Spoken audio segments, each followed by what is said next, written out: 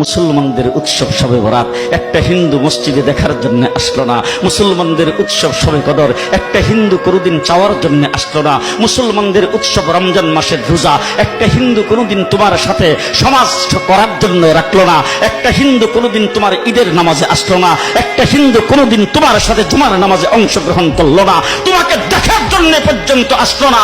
তার কারণ হলো হিন্দুরা মনে করে এটা মুসলমানের উৎসব, আর তুমি মুসলমান হইয়া হিন্দুর দুর্গা পূজায় কিভাবে গেলা? তোমার কি হয়ে গেল? তোমার কি লজ্জা শরম তুমি ধুয়ে ফেলে দিয়েছো? তোমার কি কোনো লজ্জা শরম নাই? লজ্জা শরম নাই? আবার কি সুন্দর বলতেছ, ধর্ম যার যার উৎসব সবাই।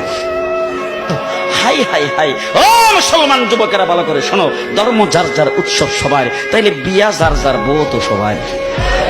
জি, বিয়ে যার যার বউ সবার, পুষ্কুনি যার যার মাস সবার, গাছ যার যার ফল সবার, ক্ষেত যার যার ফসল সবার, দোকান যার যার মাল সবার।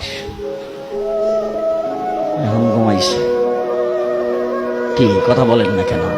তাহলে আমার দোকানের মাল যদি আমার হয়, আমার ক্ষেতের ফসল যদি আমার হয়, আমার গাছের ফল যদি আমার হয়, আমার গাছের নারিকেল যদি আমার হয়, আমি বিয়ে করলে বউ যদি আমার হয়, মুসলমান আমার পুষ্কুনির মাছ যদি আমার হয়, তাইলে ধর্ম যার উৎসব তার।